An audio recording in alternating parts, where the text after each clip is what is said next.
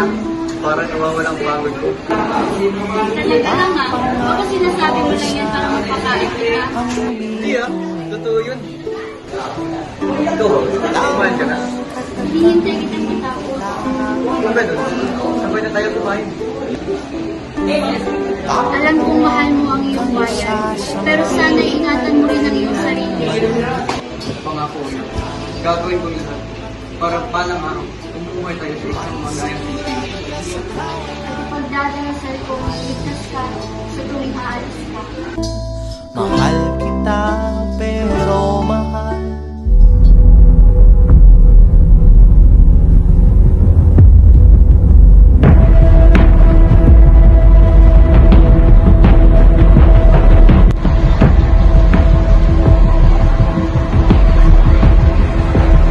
Nasaan ang buwis na dapat yung bayaran? Ginoo, wala na po kaming maibibigay. Ginamit na namin ang natira naming ani para may pagkain sa aming pamilya. Hindi yun dahilan.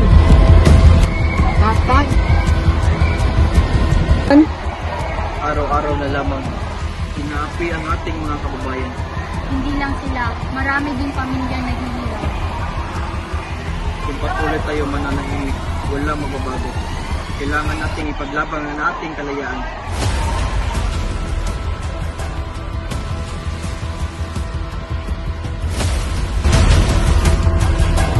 Mga kapatid, matagal na nating tiniis ang pangapi. Ngunit ngayon, panahon na para tayo magkaisa. Ngunit paano tayo lalaban? Mas marami silang armas. Di na susukat ang tagumpay sa stamina sa data. Nasusukat ito sa lakas ng ating paninindigan.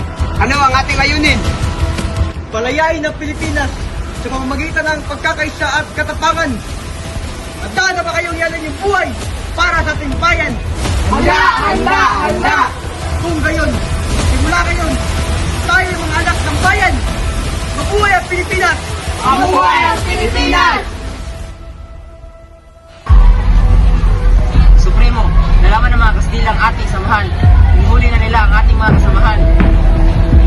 Mga kapatid, matagalan nating iniintay ang araw na ito. Kung mananatili tayong tahimik, mananatili tayong alipin.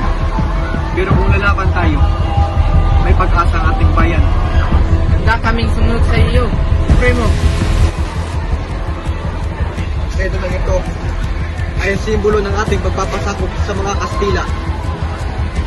Mula sa araw na ito, malaya tayo sa ating puso at isipan. Punitin ang sedula. Mabuhay ang Pilipinas! Mabuhay!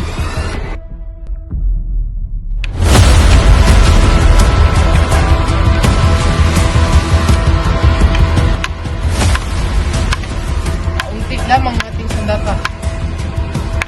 Ngunit sapat ang ating pagmamahal sa bayan. Huwag kayong matakot. Hindi natin pinaglalaban ng ating sarili lamang. Pinaglalaban natin ang kinabukasan ng ating mga anak at ng buong Pilipinas. Maaaring hindi tayo manalo sa bawat labanan. Ngunit kung may Pilipinong lalaban, hindi kailangan mamamatay ang bata.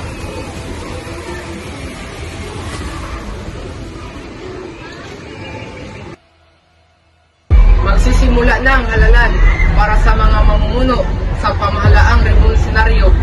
Batay sa naging boto, si Emilio Aguinaldo ang nahalal bilang Pangulo ng pamahalaang revolusyonaryo.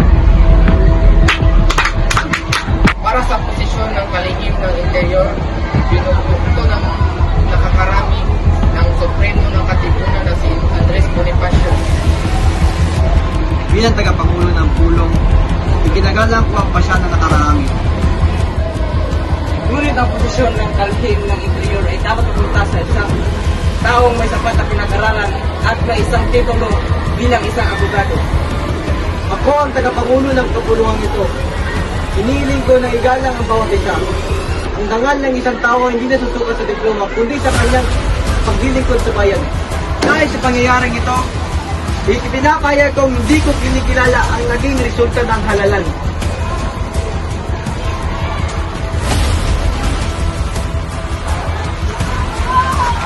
Sa utos ng pamahalaang revolusyonaryo, ako ay Bakit? Mga kapatid ninyo kami. Paglaban lang namin ang aming bayan. Hindi tayo dapat maglaban-laban. Ang tunay nating kalaban ay ang mga mananakop. Wala akong pakialam!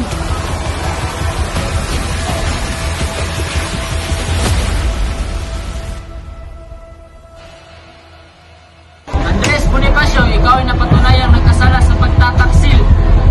Ang aking ginawa ay para sa kalayaan ng ating bayan. Hindi ako kailanman nagtaksil sa Pilipinas.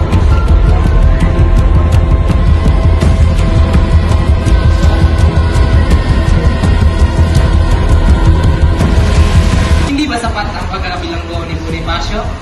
Pilipino rin si Bonifacio. Pareho namin pinaglaban ang kalayaan ng ating bayan. Pangulong Aguinaldo, kailangan na po ang iyong pasya.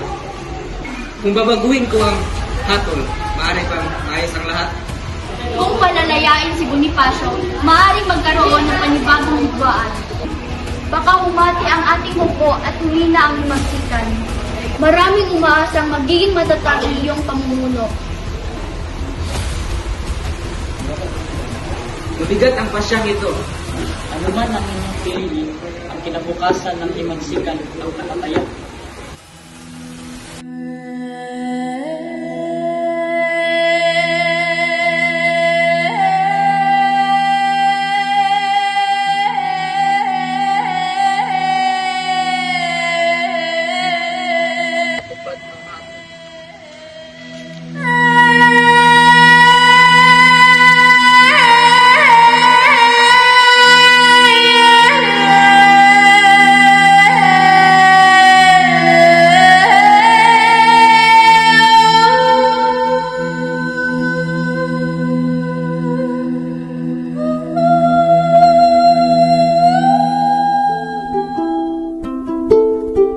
Ang kalayaan ay hindi regalo. Ito ay bunga ng sakripisyo ng mga taong handang ipaglaban ang kanilang bayan. Kayo ang susunod na magdadala ng diwa ng pagmamahal sa Pilipinas. Huwag ninyong kalilimutan ang ating kasaysayan. Ang bituin